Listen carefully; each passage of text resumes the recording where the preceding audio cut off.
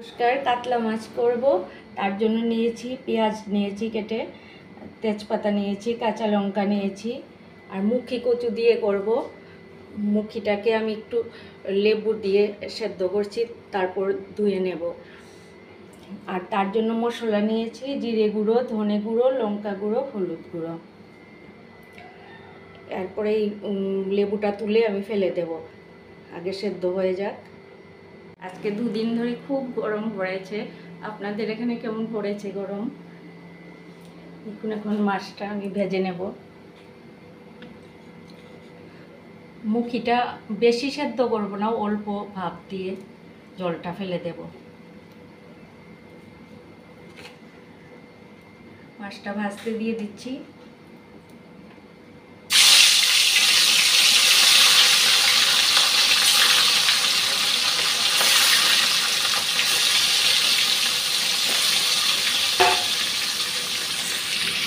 হয়ে গেছে, তুলে নিচ্ছি।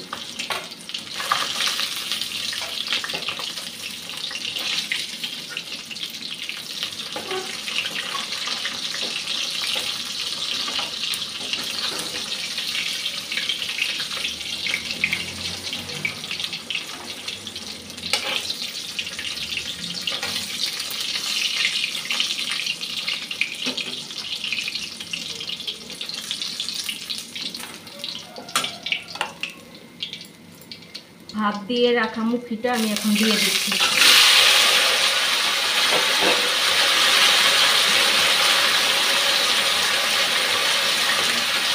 হলুদ দিলাম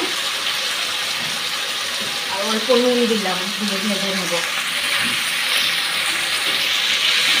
তেজপাতাটা দিয়ে দিচ্ছি। এখন পেঁয়াজ আর কাঁচা লঙ্কাটা দিয়ে দিচ্ছি।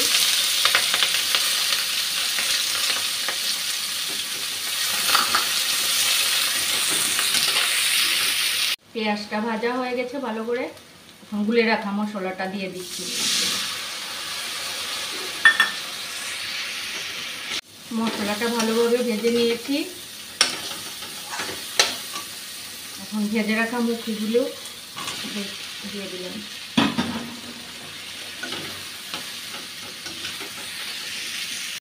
ঝোলটা দিয়ে দিচ্ছি।